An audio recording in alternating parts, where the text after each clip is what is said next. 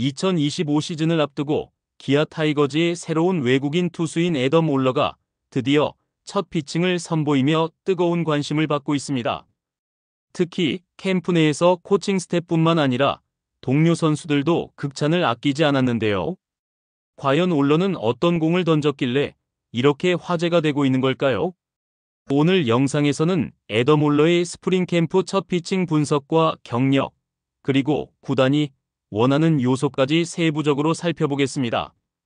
구독과 좋아요 눌러주시면 영상 제작에 큰 힘이 됩니다. 그럼 바로 시작해보겠습니다. 기아 타이거즈는 2024년 12월 16일 새로운 외국인 투수를 영입했는데요. 계약금 20만 달러, 연봉 60만 달러, 그리고 옵션 20만 달러를 포함한 총액 100만 달러의 계약을 체결하였습니다. 일단 구단은 구속 150km를 넘는 빠른 공과 낙차가 큰 변화구를 활용한 탈삼진 능력을 높이 평가하였는데요. 드디어 이번 스프링 캠프에서 9위가 공개되었습니다. 2025년 1월 29일부터 진행이 된 미국 캘리포니아주 어바인 스프링 캠프에서 애덤 올러는 첫 불펜 피칭을 실시했는데요. 현지에서는 기존 에이스인 제임스 네일과 함께 완벽한 선발 원투펀치를 영입했다고 평가를 하고 있습니다. 이날 올러는 포심 패스트볼, 컷 패스트볼, 체인지업, 커브, 슬라이더, 슬러브 등 6개의 구종을 점검하며 총 20개의 불펜 피칭을 했습니다. 최고 구속은 145km를 기록하였으며 올러는 오늘 대략 75% 정도의 힘으로 던졌다. 아직 시간이 충분하기 때문에 점진적으로 몸을 올릴 계획이라고 밝혔죠. 충분히 가볍게 150대 중반의 빠른 공을 던질 수 있다는 이야기입니다. 올러는 KBO 공인구에 대해서도 MLB 공인구보다 조금 작은 느낌이지만 내 손 크기와 잘 맞아 매우 만족스럽다. 다양한 변화구를 구사하는 것에 이점으로 작용할 것 같다고 긍정적인 반응을 보였죠. 애덤 올러는 2016년 피츠버그 파이리츠에 20라운드 지명을 받으며 프로 생활을 시작했는데요. 드래프트에서 높은 순위는 아니었지만 MLB를 경험한 선수입니다. 그 이후 샌프란시스코 자이언츠, 뉴욕 매츠, 오클랜드 애슬레틱스, 마이애미 말린스를 거쳤습니다. MLB 통산 36경기에서 선발 23경기에 출전을 하여 5승 13패, 평균 자책점 6.54를 기록하며 다소 부진한 성적을 거뒀습니다. 마이너리그에서는 나쁘지 않은 성적을 거뒀지만 메이저리그에 콜업되면 항상 힘든 경기를 펼쳤죠. 선발 등판뿐만 아니라 불펜까지 다양한 포지션을 소화하면서 많은 경험을 했지만 갑작스럽게 제구가 흔들리면서 기복을 보이기도 했습니다. 2018년 시즌 종료 후 피츠버그에서 방출된 후 독립리그에서 다시 기량을 갈고 닦으며 메이저리그까지 갔지만 원하는 퍼포먼스를 보여주지 못했는데요. 하지만 꾸준히 마이너리그에서 선발 로테이션을 소화했습니다. 마이너리그에서는 통산 57경기에 나와 선발로 45경기를 소화했습니다. 또한 21승 9패, 평균 자책점 5.02를 기록했죠. 피칭 스타일은 패스트볼 평균 150km에 이르며 최고 154km의 구속까지 나오는데요. 수치상으로는 KBO 리그에서 매우 위력적인 수준입니다. 컨트롤이 좋아 스트라이크 존에 꽂아 넣는 능력을 가지고 있고 140 초반에 형성되는 슬라이더는 우타자를 상대할 때 유용한 역할을 합니다. 단순히 속도가 빠른 선수보다는 강력한 무브먼트를 통하여 타자들의 타이밍을 빼앗는 스타일의 피칭을 구사하죠.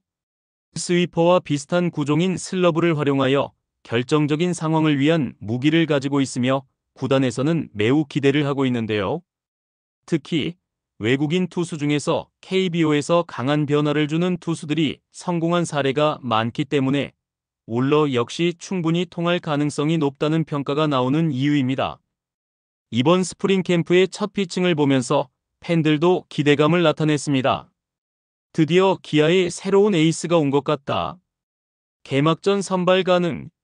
정말 대단한 무브먼트 투수이다 등 애덤 올러의 첫 피칭에서 보여준 구위에 대하여 상당한 기대감을 표출하고 있고 실제로 묵직하게 뻗어나가는 위력을 실감할 수 있었습니다.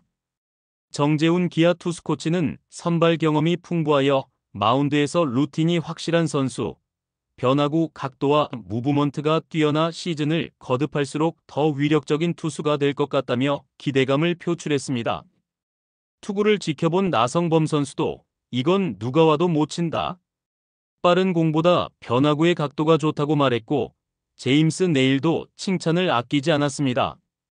일단 첫 투구만 보고 결정지을 수는 없지만 인상적인 피칭을 한 것임에는 틀림이 없는데요. KBO 리그에서 성공하는 외국인 투수들의 공통적인 특징은 크게 두 가지입니다. 첫째, 안정적인 제구력을 갖춘 투수. 둘째, 다양한 구종과 무브먼트를 활용하는 투수입니다. 올러는 후자에 속하는 투수로 특히 강한 무브먼트를 지닌 다양한 변화구가 KBO 타자들에게 위력적으로 작용할 가능성이 높은 선수로 판단합니다. 우선 KBO 리그는 빠른 공을 가진 투수보다 무브먼트와 변화구 조합이 뛰어난 투수들이 더 오래 살아남는 리그입니다. 이는 KBO 타자들이 기본적으로 빠른 공에 강한 적응력을 보이지만 변화구 대응 능력은 상대적으로 떨어지는 경향이 있기 때문이죠. 이러한 특성을 고려할 때 올러의 컷 패스트볼과 슬러브는 KBO에서 강력한 무기가 될 가능성이 높습니다. 특히 슬러브의 움직임은 국내 타자들이 흔히 접하지 못하는 유형의 구종이기 때문에 시즌 초반에는 많은 헛스윙을 유도할 수 있을 것으로 보이죠. 또한 KBO 공인구에 대한 적응도 긍정적인 요소입니다.